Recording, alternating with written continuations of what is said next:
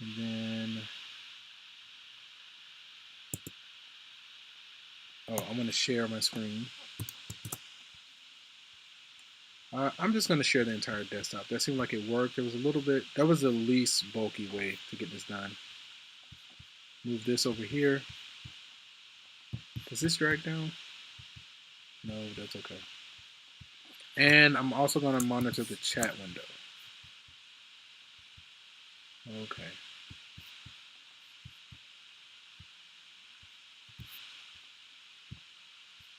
Okay.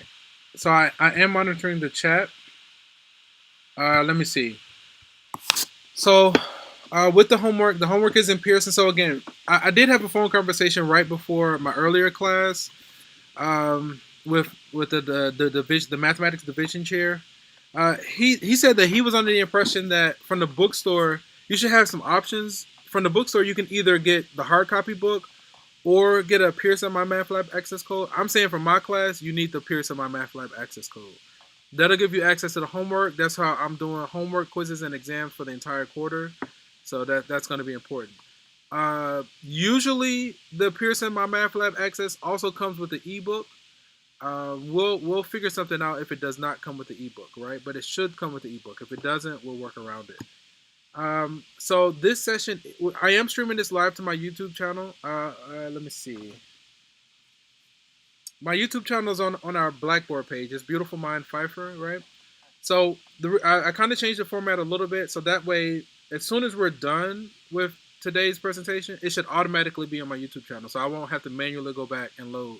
Because I know we have recordings of our previous sessions, but that just takes too much time for me to load it, put it in the right format, load it into YouTube. That takes way too much.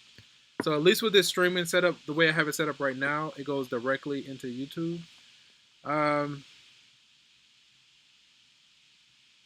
Let me kind of pause for a moment. Would anybody else like to ask any questions before we kind of get started? Mr. Torrance, did your question get answered? I see your hand is raised. Are you okay? Yeah, that was my question. Okay.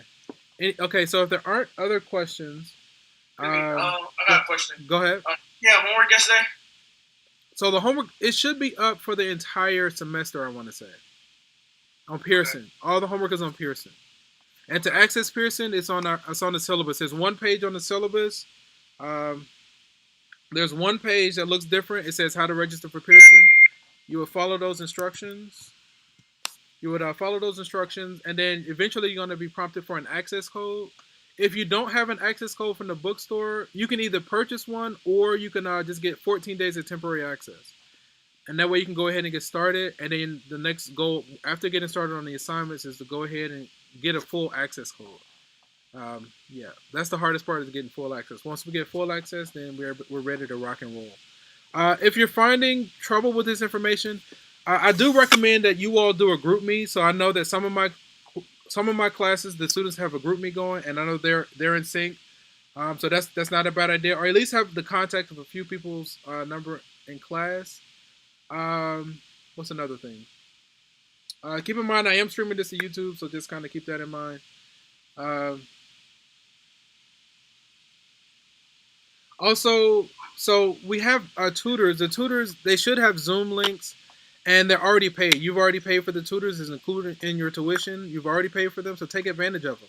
Honestly, you can take these assignments for Pearson and just like sit down, like having access to them, and if you get stuck, say, hey, I need some help. Also, Pearson explains how to do each question, right? So every question comes with an explanation via Pearson. During the presentation today, I am going to be monitoring the chat. So if you have a question, you can actually type it in there. And periodically, I'll look up to answer those questions I see in the chat. And once we get going, if you do have a question, just either put the question in the chat or write it down and try to save it until the end. Because I want to kind of devote the time to finishing this section. We should have enough time to finish this section. We have right at about an hour. Let me open the floor one more time. Would anybody else like to ask any other questions before we get going?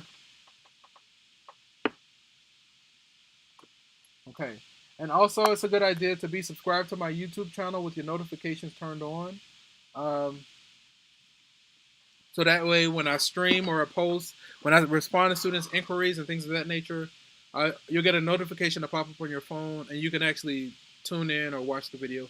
You can just be aware of what I'm loading, and then once it's over, if you really just don't like the channel, you're always welcome to just like suppress your notifications, or you can unsubscribe. But I'm indifferent, really. I'm just being silly. Okay. All right. So I've kind of paused. I feel like there aren't any other questions, so we're gonna go ahead and move into today's material. So today we should have enough time to continue chapter 1 and get through section 1.2 lines. And then what we'll do on Thursday and Friday, we'll just use those as homework sessions. So it's a good idea to come into those sessions with homework, with questions ready to go. Okay, so that way I'm not just yammering, and it could be actually pertinent and constructive criticism. Versus if I just start working through examples, that can be a little bit like daunting for students. But if you come with questions, that's the best way to make use of that time. Okay, so plenty of time for us to kind of make sure things are in order. Okay, so today we want to again hold your questions to the end. Either write them down or put them in the chat, and we'll address them. I'll take time periodically to address those questions. So section 1.2, we're going to be working through lines, and let's just hop into some definitions.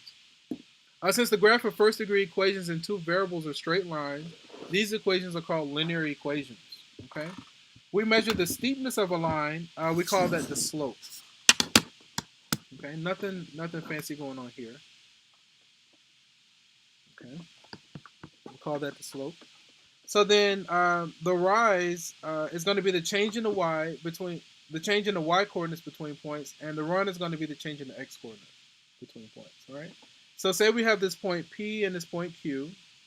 The rise is going to be the change in y divided by the change in x, or rise over run. Notice that the run always goes to the right. Run always goes to the right. And either we have a positive rise or a negative rise. All right. This segment on the left, notice as we trace it left to right, it goes up, right? It has a positive slope. The one on the right, as we trace it left to right, it goes down. So we say it has a negative slope. Okay. The run always goes to the right, and it's a matter of either we go up or we go down. So again, the slope of a non-vertical line that passes through 2 points is going to be given by this. So slope is going to be the rise over the run. It's going to be given by y2 minus y1 over x2 minus x1. And the slope of a vertical line is going to be undefined. So we're asked to sketch the graph of a line that passes through these points, and then find and interpret the slope of the line.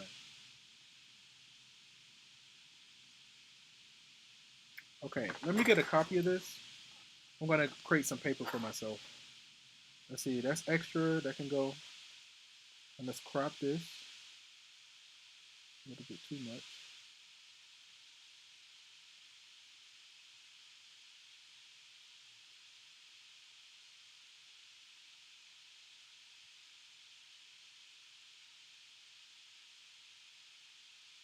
Let's get about there.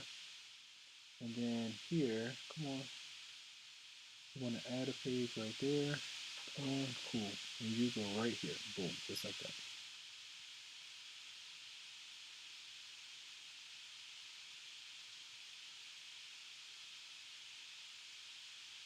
Okay. Make you do some graph paper. Okay. So, and let's change the view to seamless. So we're asked to sketch the graph of the line that passes through these points. So we're going to sketch a line. Let's start off with the black line. So we have our y-axis. We have our x-axis. I'm going to go 1, 2, 3, 4, 5, 6, 7. We don't really need that many. This is the positive x. 1, 2, 3, 4, 5. This is the positive y. 1, 2, 3, 4, 5. 1, 2, 3. Okay. Here's the origin. 1, 2, 3, 4, 5, 6, 7, 8. 1, 2, 3, 4, 5. 1, 2, 3, 4, 5. 2 and 3. Okay. So for this one is really straightforward. We're just going to plot these points. So if we go over 1 and down 1, that's the first point. 1 comma negative 1. And then the second one is Q, which is 3, 3. So over 3 and up 3, we have a point here. So that's Q, which is 3 comma 3. Okay. So then we can connect them with a straight edge.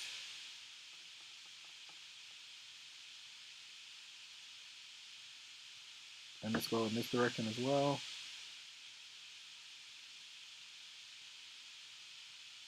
I think that looks okay, right? It goes forever in this direction and that direction. Is it crooked? Let me see. So let's count the slope really quickly. So let me see. We got 1, 2, 3, 4. We went up 4 and we went 1, 2. So the same thing should be here. 1, 2, 3, 4. 1, 2. So it should go through that point. Okay, let me fix that one. It is a little crooked. Let me get rid of this. And 4 and 2 is 1, 2, 3, 4. 1, 2 is here. Okay.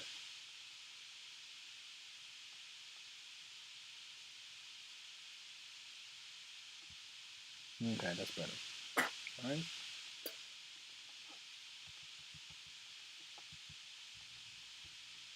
Okay. So then again, we went up by 4, 1, 2, 3, 4, and right we had a run or 2. So that means our slope, the rise was 4, the run was 2, so then the slope is 2. And we could also use a slope formula. Again, the suggestion is every time we use a formula, write it down. Slope is going to be y2 minus y1 over x2 minus x1. Whenever I have ordered pairs, I just like to automatically go x1, y1, x2, y2, right? So then if we plug those in, let's kind of keep a little bit of color going. So our y2 is going to be 3. This is section 1.2, yes. 3 minus a negative 1 divided by 3 minus 1. All right? So double negative becomes positive. The top becomes 4. The bottom becomes 2. And then ultimately, we get a slope of 2. We get the same slope in either case. Okay. So we found the slope of the line through those points. Okay, let me go paper. Close that out. Okay.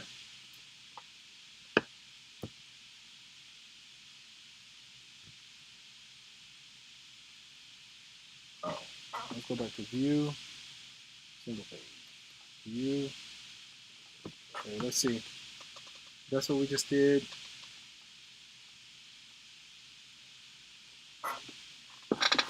So we plotted the points. We said the rise was 4, the run was 2. Okay, and so the slope was rise over run, so that's why we got a slope of 2. Change in y over change in x, and you can see applying the formula, we got the same result. So a slope of 2 means that the value of y increases 2 units for every 1 unit increase in the value of x. Every time x increases by 1, the y increases by 2. So a few facts about slopes of lines. Scanning a graph from the left to right, when the line has a positive slope, it's going to rise. When a line has a negative slope, it's going to fall.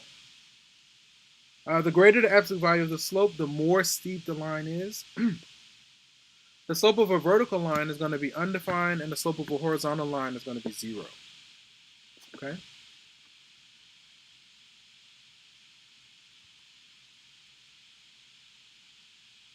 So if a line has a slope m and passes through the point x1, y1, then the point slope form of the equation of a line is given by this. This is another formula you should probably add to your formula sheet. I'm not going to force you to commit it to memory, but it is a good idea to commit this to memory. For our purposes, I just want you to know how to use it. So find the point slope form of equation of a line passing through this point with that slope, and then solve for y. Okay, let me get myself some paper. I'm gonna delete this. Like this, like this, and let me add a page right here. I think it's proper. Come on, yeah, it looks good. Add a page, boom. Put you there, and you there. And let's introduce some graph paper, and grid paper. And one more thing, interview the symbols. Okay. Point slope form of equation of a line. So point slope form, okay? So one of my mentors would say every time we use a formula, write it down. Point slope form looks like this. Y minus y1 equals m times x minus x1, right? Since we have this point, we can go ahead and label it as x1, y1, and we have our given slope. So we can plug these in and then solve for y. So again, if you have a question, either write it down or put it into the chat, and I'll address it momentarily. Okay. So let's plug in these values. So we're going to have y minus y1 is going to be -2. So y minus a -2 equals the slope, which is 3, times x minus x1, which is 1. Okay, notice my use of parentheses. So I'm going to solve for y. So we get double negative becomes positive. I usually like to line up my equal sign like this. I had some students do this and I thought it was pretty nice, so I borrowed it from them. Honestly, a lot of the techniques that I use, especially when it's really savvy and efficient, I actually get it from the students, and I just pass it on to the next set. So we have this y plus 2. I'm going to go ahead and distribute this 3. Okay. We get 3x minus 3. If we solve for y, we're going to have 3x minus 3 minus 2. Ultimately, we get y equals 3x minus 5. And then solve for y, yeah? Let me get rid of this, and I'm going to box my final answer.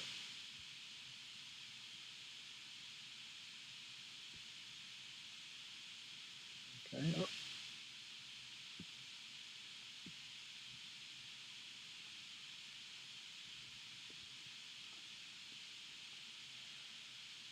Okay.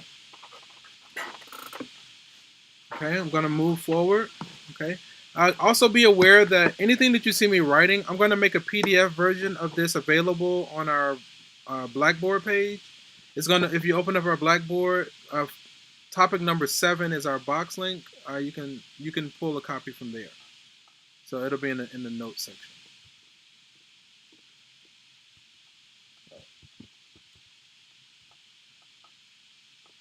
So I think we have a typed version of what we did by hand. Find the point slope form of the equation of the line and then solve for y. Point slope. Okay, I'll do this one.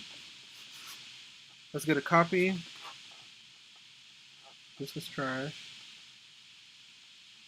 Just crop it.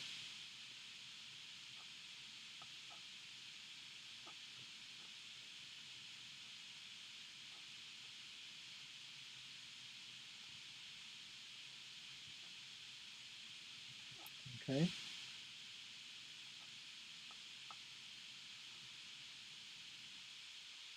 Okay.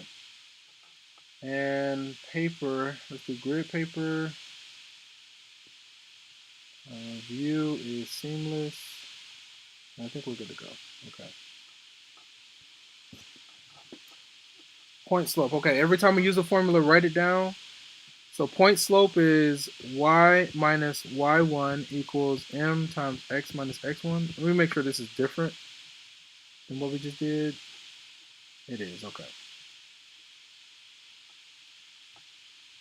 So again, whenever I have ordered pairs, I go x1, y1, x2, y2.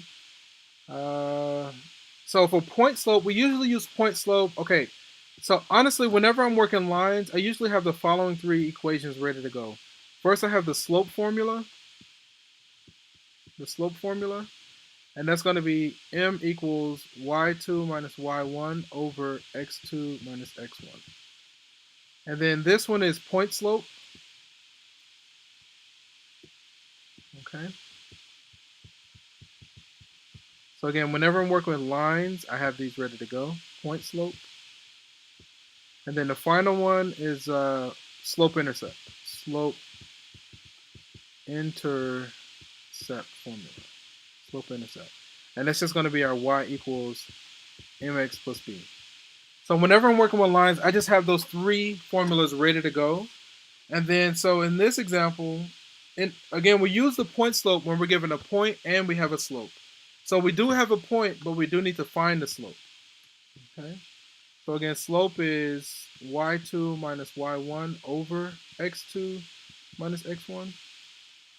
So in this case, y2 is 7 minus y1 is 1 divided by 3 minus a negative 2. That's going to be, what is that, 6 divided by 5. So that's our slope. So then we can use the slope and a point and plug it into point slope. Again, point slope, y minus y1 equals m times x minus x1. Okay. So then that's going to be y minus, now, my recording for my class right before you all's, it should be available on my YouTube channel. With them, I did -2 and 1. With you all, I'm going to do 3 and 7, and we should get the same result, right? So instead of y1, I'm going to plug in the 7. As long as I'm consistent, it should work. The slope should be 6 by 5. X minus, instead of x1, I'm going to do 3. Okay?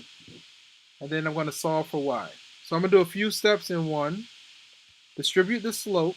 And I'm going to move this 7. I'm going to use the inverse operation to move the 7 to the other side. So then ultimately we get y equals, we're going to have 6 by 5x. Let me see, 6 times 3 is 18. So minus 18 by 5. If I say 7, 7 over 1 becomes 35 over 5. Now you don't have to do this in your head. I'm just practicing. Then we get y equals 6 by 5x, 35, 25, 20, 17. Positive 17 by 5. I think that's what we got.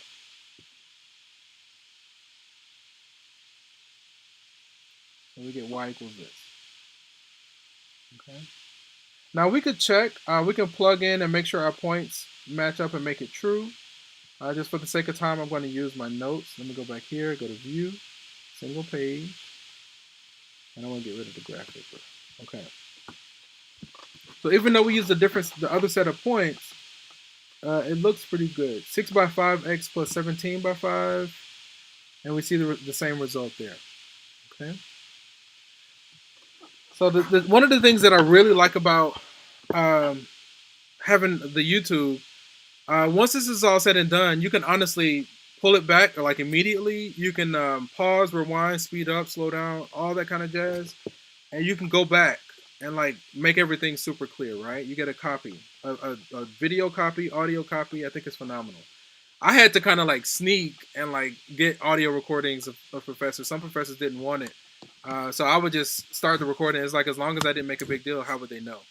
You know? But I have like audio recordings. I record a lot of different things. That could kind of get me in trouble because sometimes you cannot record. But honestly, there are like some of the laws in Georgia, you don't need the consent of the others. In some cases, you don't need the consent of the others to do audio recording. Video recording is different. There are laws in place for that. So you can't just record people like that, not without the permission. Audio, you really don't need their consent, because I think that's how it goes. I'm no paralegal, so don't take my word for it. You know, you got to do your own research and make a decision for yourself. Okay, but that's neither here nor there.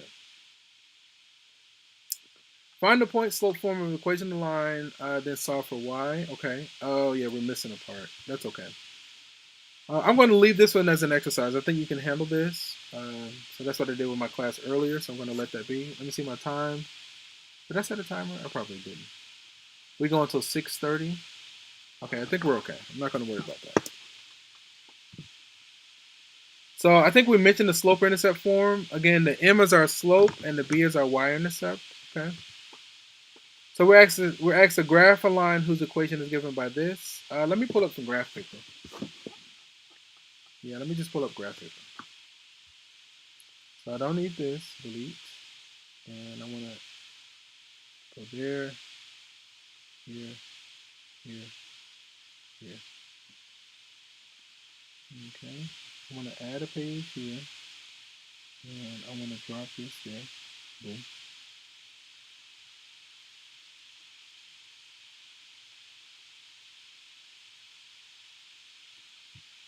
Okay. Paper, graph paper. U is seamless. Okay, cool beans. Okay. So graph a line whose equation is this. So to me, this is the easiest form to graph. It's a couple of quick steps.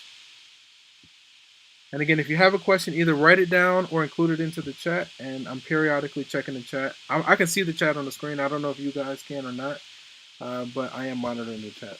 Positive x is over here. Positive y is here. Let me make my tick marks. 1, 2, 3, 4, 5. 1, 2, 3, 4. 1, 2, 3, 4. 1, 2, 3, 4, 5. This is the origin. 1, 2, 3, 4, 5. 1, 2, 3, 4. Negative 1, negative 2, negative 3, negative 4. Okay. So in this form, this is called the slope-intercept form. We have this 2 over here. This is our y-intercept. So we go to the y-axis and we're going to put a point on 2. And then it says the slope is 2/3. So we go up. We have a rise of 2 and a run of 3, right? So if we do a rise of 2 and then a run of 1, 2, 3, we put a point. And then just connect them with the straight edge.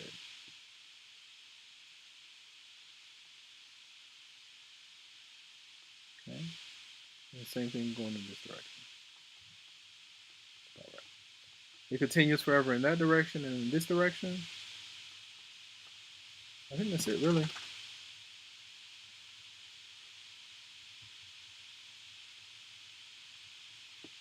Okay. All right, I'm gonna move forward. We're actually doing pretty good. So we did it by hand, graph the line, we did that.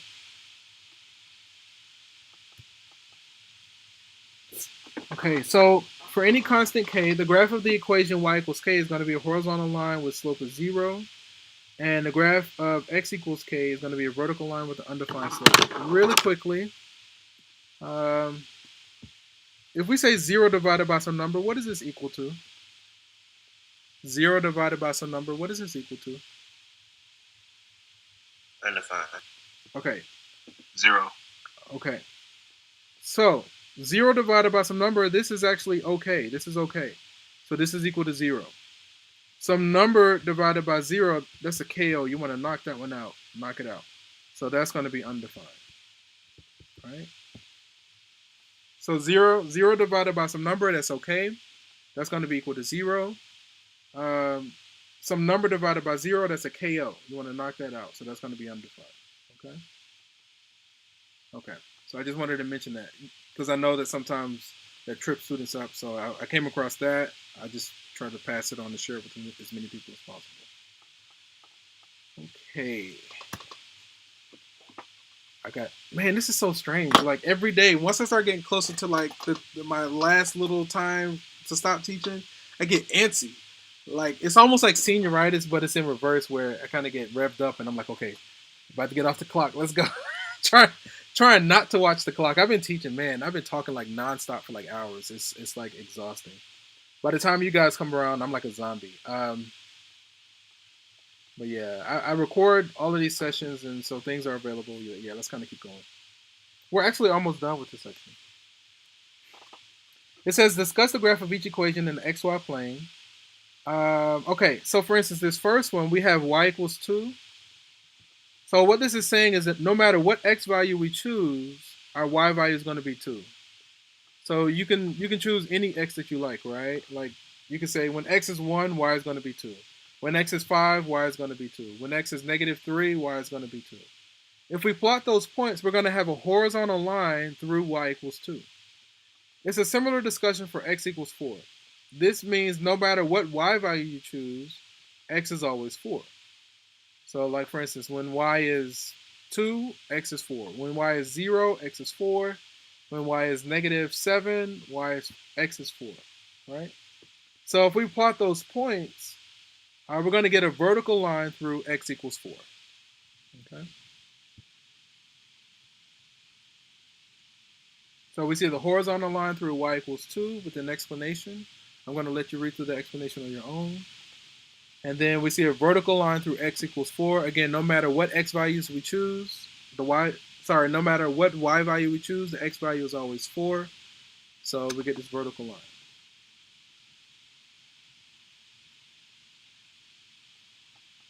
So this is called the general form of the equation of a line. We have this ax plus by plus c equal to 0. That's the general form of the equation of a line. So we're asked to find the slope, y-intercept, and x-intercept of a line with this equation. Okay, so let me start by getting a copy of the original. We got 3x minus 4y plus 12 equals 0. All I'm going to do, I'm just going to solve for y. So I'm going to use the inverse operation. I'm going to add the 4y to both sides. If I add 4y to both sides, let me see. We'll get 4y equals 3x plus 12. Then I'm going to divide both sides by 4. Again, because we're dividing by a monomial, because we're dividing by one term, we can do the following. Y equals 3 by 4x plus 12 divided by 4 essentially is 3. Okay. Again, if we have a question, type it in the chat or write it down. I'll try to reserve some of the time at the end of class for questions. We got about 30 minutes left in class. It'll go by quick. Okay, so then now it should be clear that the slope should be 3 by 4. Notice that it's positive. So positive slope, when we trace it left to right, is going to go up. Okay. To find the y-intercept, we set x to 0. So then the y-intercept is going to be 0, 3. And to find the x-intercept, we set y to 0. Let's actually work that one out. So I don't know if this was with you all last time or not, but my dog is like, she's starting to get that cabin fever. Like towards the end of every day, she just like loses her mind, and she just like starts going crazy, like running laps as fast as she can around the house. There's this ball that she hasn't played with in like forever. She found it, and now she's like, she'll grab the ball, run to the top of the stairs, drop it down the stairs, chase it down the stairs, grab it, take it back to the top, and she'll do that for a little while. And so she's just like trying to get energy out. I don't know what that's about. I wish I knew though. Okay, so we found the y-intercept. Let's find the x-intercept. To find the x-intercept, we set y to 0. Right? Okay. So then, okay, so we got this 3 by 4x plus 3. We're going to set that equal to 0. If we solve, we subtract the 3 on both sides. We get a -3 over here. And we got this 3 by 4x. So we can, dividing both sides by 3 by 4 is the same as multiplying by the reciprocal. So the divide fractions is the same as multiplying by the reciprocal. So then x is going to be equal to -3 times 4 by 3. Notice this cancels this. We get x equals -4. So then the x-intercept is going to be -4, 0. Okay. So we got our slope, we got our y-intercept, and we got our x-intercept. Okay. Oh, if it yeah, I know. Yeah, it's totally distracting, but it's hilarious too. So it gives me energy. If it showed that I left, that's the reason why. Oh, no. Okay, you're talking about something else. Sorry. Yeah, no worries. It's okay. No, it's no worries. But my dog can be very distracting. I thought that's what you were referring to. Okay, let me see. Okay, so we're entering the home stretch. We got 10 slides remaining. Let's power through. Power. Give me like 10 slides. I'll take you out. I know you got to go. Get down. Come on. So we got a special guest here. Her name is Malachite. She's gonna be our TA for today. Hopefully, stop. She just likes attention. No. So yeah. Anyway, she just wants attention. We just had a house full of people, so she was getting all the attention she wanted. Now everybody's gone, and she don't know what to do. Okay. All right. So just relax right there. Okay. Here, you can say hi. What are you doing? Okay. Stop. I'm trying to teach. Thank you. Pick something. Go. All right. Okay. So I think we finished all this. I think we got the slope was 3/4. The y-intercept was 3. Let me make sure. Y-intercept was 3, and the x-intercept was -4. Okay, this looks good. Okay, so we're okay. I don't see any questions there. Oh, and then graph. So we can just plot the intercepts and connect them with the straight edge. Okay. Okay. So this example, we have the height h of a human male is related to the length x of his femur by this formula, while all the measurements are in centimeters. The femur of Wild Bill Longley was measured to be between 45 and 46 centimeters. Estimate the height of Wild Bill. Okay. So if the length of his femur was 45 to 46, then we can use that. So the lower bound for his height, we're going to use the 45. We're going to basically say 2.6 times the 45 centimeters plus 65. And let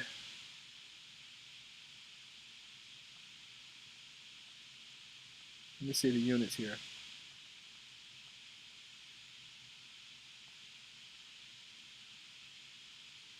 Okay, yeah, so these are going to be in centimeters, all right? So we crunch that number, and then it's similar for the second one. Instead of 45, we're going to plug in the 46. So we see a type version of that here. So we substituted the 45 and the 46. When we substitute 45, we get 182. When we substitute the 46, we get 184. And those are in centimeters. And then this is how I do my conversions. So for instance, if we have 182 centimeters over 1, kind of out of space. So when I do my conversions, because centimeters are on top, I want centimeters to be on bottom. Let me see the time. I want centimeters to be on bottom. So then 1 inch corresponds to 2.54 centimeters. So that way the units of centimeters cancel. We'll finish in inches. And then honestly, if we wanted to take a step further, say we wanted it in feet, 12 inches corresponds to 1 foot. The units of inches cancel. And so we would do this. 182 divided by parentheses, 2.54 times 12, close parentheses. And ultimately, we'll get to approximately 6 feet. Okay? So I'm going to leave that for you to confirm and verify. We're actually almost done with this section. So then let's look at this idea of parallel and perpendicular lines. We say that two lines are parallel to each other if and only if they have the same slope. And we say that two lines are perpendicular, meaning crossing at a 90-degree angle, if the product of the slopes is -1. Another way you may have seen this is as negative reciprocal. For instance, the negative reciprocal of 2 is a -1/2. The negative reciprocal of 3/5 is a -5/3, right? So you may have seen it articulated that way or as this way for perpendicular lines. Any two vertical lines are parallel, and any two horizontal lines, and any horizontal line is perpendicular to any vertical line. Okay. Yeah, I think I want to do this one. With this one, with the last one.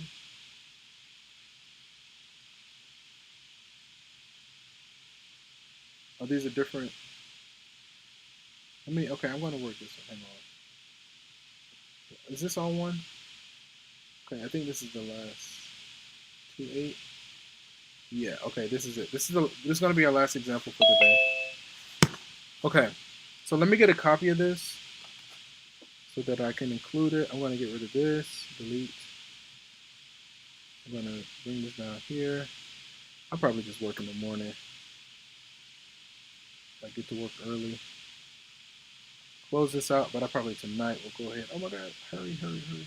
Add a page, swipe, come on. Ooh, almost lost it. There we go. Okay. Sorry guys, I was just thinking out loud for some stuff. Okay, let's work this one.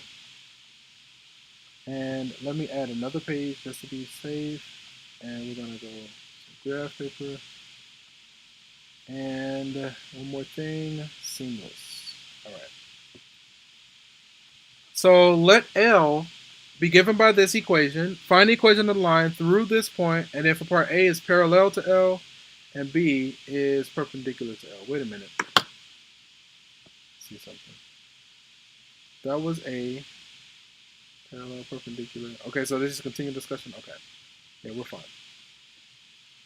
Okay. So if we're doing part A and we want it to be parallel, that means that our line needs to have the same slope as the original, right? So let's get a copy of the original. We got this 2x minus 3y plus 6 equals 0. And let's solve for y. If I add the 3y to both sides, we get 3y equals 2x plus 6. Divide both sides by 3, we'll get y equals 2/3 x plus 2.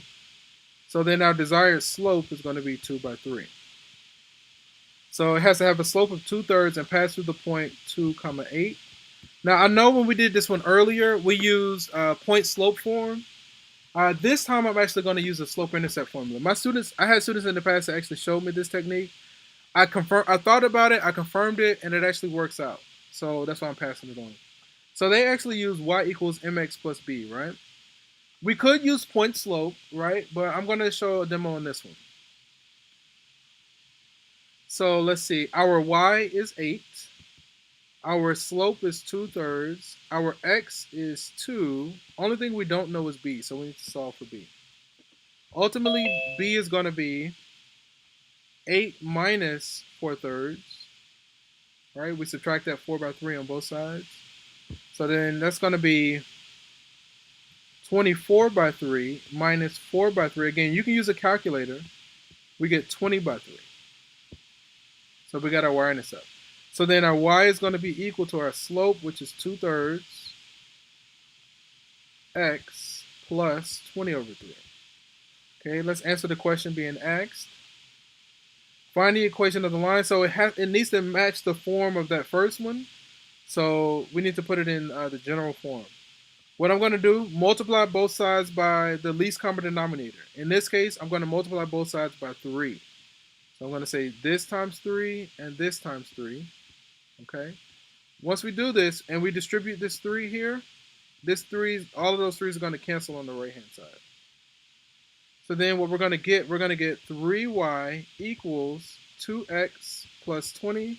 We're going to set the whole thing into 0. We're going to move the 3y to the right. Ultimately, we get 2x minus 3y plus 20 equals 0. So this is for part A. So the result that we got.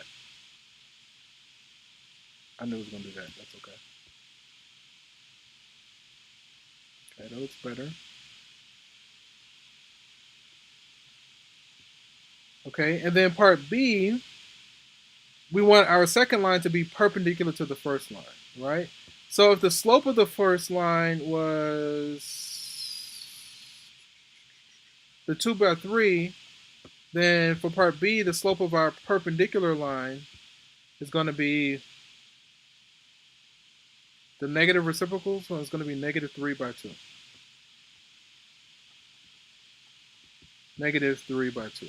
And we still want it to pass through the point I think it's 2 comma 8. Okay. So another demo again for y equals mx plus b. Again, we could use point slope. That hurts. I don't know what that is. Let's plug in what we have. So our y is 8. Our slope is a negative 3 by 2. Our x is 2. And we don't know our b. Notice that this 2 is canceled by this one. If we add 3 to both sides, ultimately we get b equals 11. So we're going to have y equals negative 3 by 2x plus 11. We're going to multiply both sides by 2. So if I multiply and distribute, we're going to say that times 2, this times 2, and this times 2. These cancel. We're going to have 2y equals negative 3x plus 22. I'm going to move everything from the right to the left. Right? So we essentially need to set it to 0, and we want that leading term to be positive. So then ultimately we get 3x plus 2y minus 22 equals 0.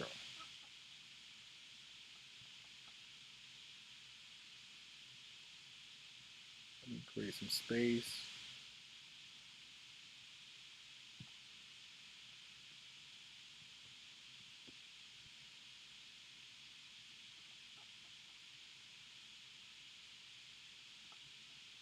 Okay.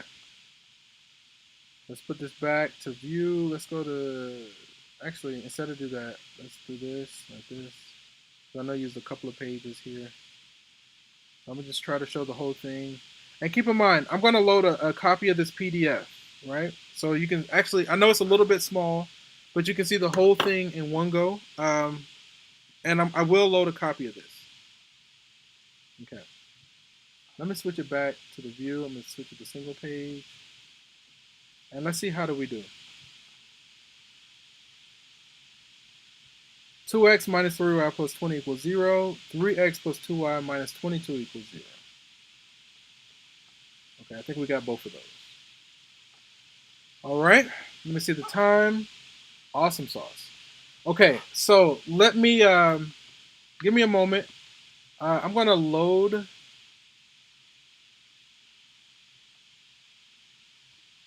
I'm going to load a copy of all these notes you saw me taking. I'm going to load it into Box so that you can access it. So just give me a moment to do that, and then we can entertain questions. And let's switch this. This is not a touch screen.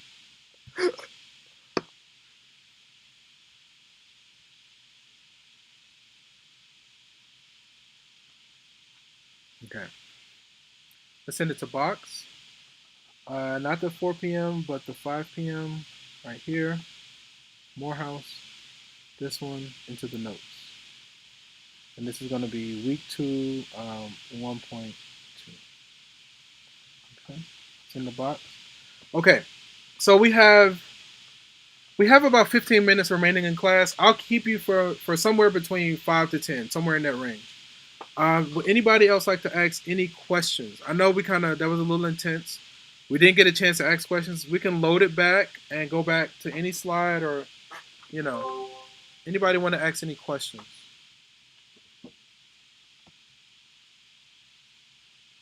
Okay. So, I don't know if you feel overwhelmed or not. More than likely to do. Usually college algebra students do feel overwhelmed. I want to say that Pearson is going to be a great ally. Not your greatest, but one of your greatest allies in this journey through college algebra. Pearson explains how to do each question. All right? Yeah, there we go.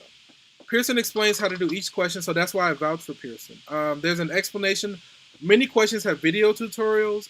Most questions have view an example, which is what I recommend. You can also make use of the Ask My Instructor. So when you do that, it'll send me a screenshot of your question. I'll load the question to my tablet and make dedicated YouTube videos walking people through that. Also, track down the tutors, right? You kind of have to So this whole experience of mathematics is very active. It's not passive at all. You can't really learn by watching somebody else do it. Even with me doing math all these years, I can't watch somebody else do math. It just bores a hole in my head. It makes me like really crazy. So I mean, I kind of watch people do math just to get ideas. But again, this experience is very active. It's not passive at all. What that means is you have to get ideas and you have to take it and go and work it for yourself. That's the only way you're going to get it. And it takes time. It takes time. Math is all about pattern recognition. And the only way you're going to see the pattern, you got to get a lot of reps in. What we do the longest, we do the strongest, right?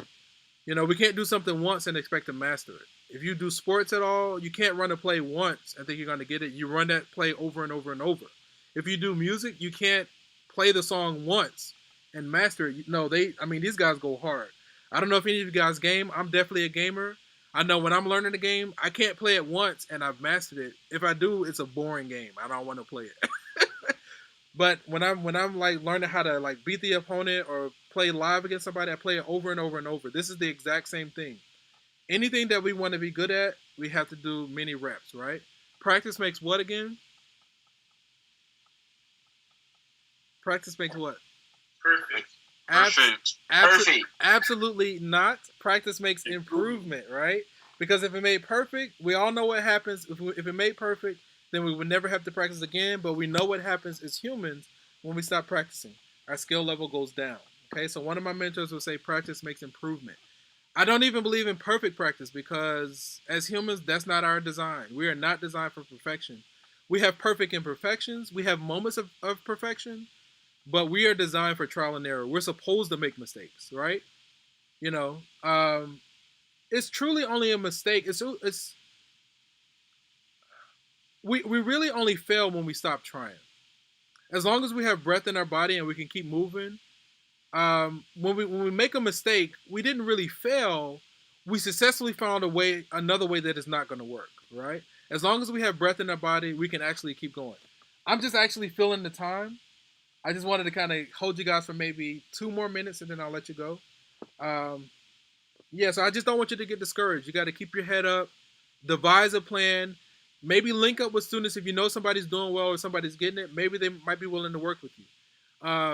Even if you're getting it, when you work with other students, that's honestly how I learned a lot of this stuff. I taught it to a lot of my classmates. Not that you want to be like me, you definitely want to be better than me, okay? And don't get lost in the sauce of this whole academia thing either. Like this is kind of like a game, okay? This is not the only way to kind of get through life. This is just one route that we've chosen, but it's not the only way. There's always other ways. There's always a way to get whatever it is that you're trying to do. There's always a way. Okay, I guess the first thing is just be clear about what it is that you want. Okay, I think that's enough of like pumping into you guys and motivational speaking and stuff like that.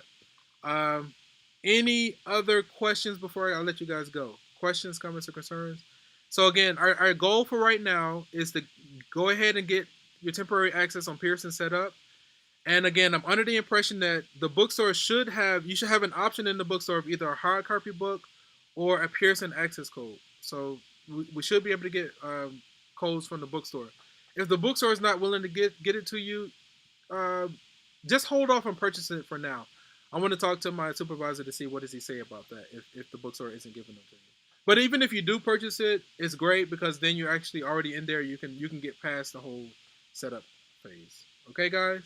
All right, I'm going to let you guys go. We will meet back. Today is Tuesday, so we'll be back together on Thursday at the same time. Thursday at 5:15. Okay, deuces up, A-Town down. Peace out. And I'll kind of hang around if you guys have any other further questions. Take care. I'll see you Thursday. Thank you. Thank you. My pleasure.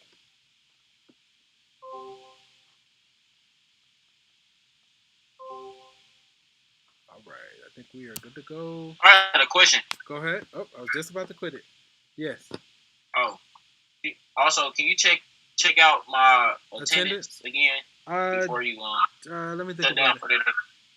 Just send me an email. Did you send me an email already?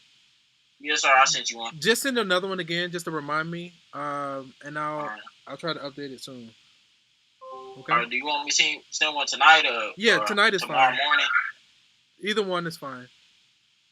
Okay. Yeah. All right. Okay. Thank you. Yeah, and we'll get it straightened out. Yep. No worries. Okay. All right, y'all. All right, take care. All right.